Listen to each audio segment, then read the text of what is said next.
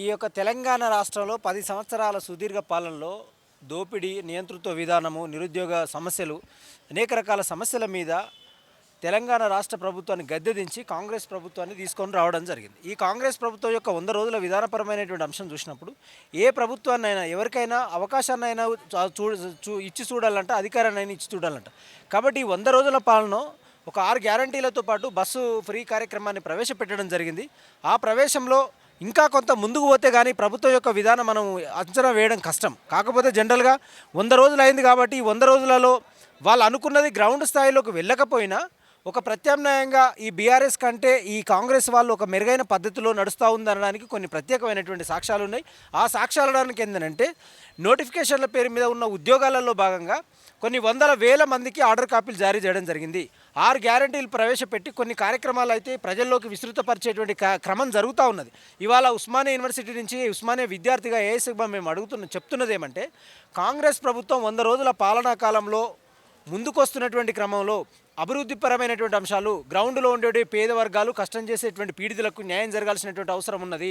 అదేవిధంగా రైతులు, సబ్బండ వర్గాలు, మహిళలు, విద్యార్థి యువకులు, ముఖ్యంగా ఈ రాష్ట్రంలో ఏ తెలంగాణ రాష్ట్ర ప్రభుత్వం అయితే నిరుద్యోగుల పేరు మీద మనం కాంగ్రెస్ని గెలిపించినామో ఆ కాంగ్రెస్ ఇప్పుడు తీసుకునేటువంటి ప్రతి నిర్ణయం అభివృద్ధికరంగా ఉంటుందని మేము ఆశిస్తూ ఉన్నాం. 100 రోజుల పాలనలో కొంతవరకు మెరుగైనటువంటి పద్ధతిగా మనం చూడాల్సినటువంటి అవసరం ఉన్నది. ఎందుకంటే ఇప్పుడు ఎన్నికలు, స్థానిక ఎంపీ ఎలక్షన్స్ ఉన్నాయి, తర్వాత ఇప్పుడు సర్పంచ్, జెడ్పీటీసీ, ఎంపీటీసీ ఉన్నాయి. కాబట్టి ఒక 2-3 నెలలు, 4-5 నెలలు, ఒక 6 నెలలు, సంవత్సరం అయితే కానీ ఈ కాంగ్రెస్ యొక్క అంతర్మదనం ఏందని ఈ ప్రపంచానికి మనం చెప్పడం సాధ్యం కాదు. కానీ 100 రోజుల పాలనలో కొన్ని మెరుగైన పద్ధతులు ఉన్నాయి, కొన్ని అభివృద్ధికరమైనటువంటి వాతావరణం ఉన్నది. 10 సంవత్సరాలు చేసినటువంటి ద్రోహం, దోపిడీ, మోసం, గోస, బీఆర్ఎస్ ప్రభుత్వంలో చేసినటువంటి అరాచక విధానానికి వ్యతిరేకంగా ఒక ప్రత్యామ్నాయ రాజకీయ శక్తి ఏంటంటే ఇదే ఉస్మానియా గడ్డ మీద 100 సంవత్సరాల సుదీర్ఘ చరిత్రలో ఏనాడు ఇక్కడ 3 సంవత్సరాలు ఇక్కడ మీటింగ్ పెట్టుకోకుండా చేయలేదు. కానీ ఇప్పుడు కాంగ్రెస్ ప్రభుత్వం వచ్చిన తర్వాత ఇక్కడ మీటింగ్ పెట్టుకోవడానికి అవకాశం ఉంది. ఇందిరా పార్క్లో మీటింగ్ పెట్టుకోవడానికి అవకాశం ఉంది. అదేవిధంగా ప్రగతి భవన్ గేట్లు 10 సంవత్సరాలుగా ఎవరిని రానియకుండా అక్కడ బయట వాళ్ళ గాలి చోకనీయకుండా ఉండేటువంటి సందర్భం ఉండే. కానీ ఇప్పుడు ప్రగతి భవన్ గేట్లు బ్రద్దలు కొట్టి ఆ గేట్ల మీద నృత్యమాడి ప్రజలకు స్వేచ్ఛావాయువులు పీల్చేటువంటి ఒక రైట్గా కాంగ్రెస్ ప్రభుత్వం ఇస్తుందనడానికి ఒక సాక్ష్యం. ఇవాళ ఏఎస్ఎఫ్గా మేము అడుగుతున్నది ఏమంటే ఒక ప్రజాస్వామ్య దేశంలో ప్రజలకై, ప్రజల కొరకు, ప్రజలతో ఎన్నుకోబడ్డ ప్రభుత్వంగా ఈ కాంగ్రెస్ ప్రభుత్వం 100 రోజుల కాలంగా మనం భావించాల్సినటువంటి అవసరం ఉన్నది. ఇప్పటికైనా కాంగ్రెస్ ప్రభుత్వం మేము ప్రత్యేకంగా చెప్తా ఉన్నది ఏంటంటే అయ్యా, మీరు నిరుద్యోగుల వల్ల గెలిచిరు కాబట్టి నిరుద్యోగుల్లో కొన్ని నిరుద్యోగుల పేరు మీద మీరు లోటుపాటు చేస్తున్నారని సాక్ష్యాలు ఉన్నాయి. ఫర్ ఎగ్జాంపుల్ జియో 46 ఉన్నది. జియో 46 అనేది మార్కులను కాకుండా ప్రాంతాలను బట్టి మీరు అవకాశం ఇచ్చారు. మేమేమంటున్నామంటే జియో 46 వల్ల నష్టపోయినటువంటి వాళ్లకు కొంత ఉద్యోగాలు పెంచి ఆ జియో 46ను అమలు చేసేటువంటి ప్రయత్నం జరగాలి.